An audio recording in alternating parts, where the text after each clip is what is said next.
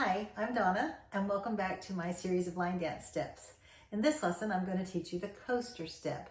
This is a very easy step, but like the box step, you've got to have your weight on the correct foot.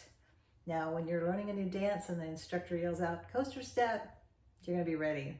I'll show it to you first, then I'll turn around and we can practice together. Let's dance. So this is what a coaster step looks like. So let's break it down.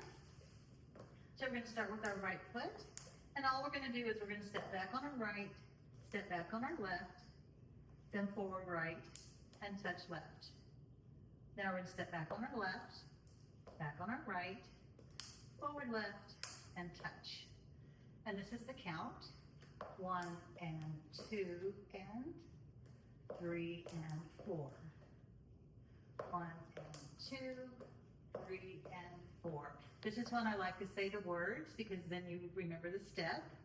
Coaster step, coaster step, coaster step, coaster step.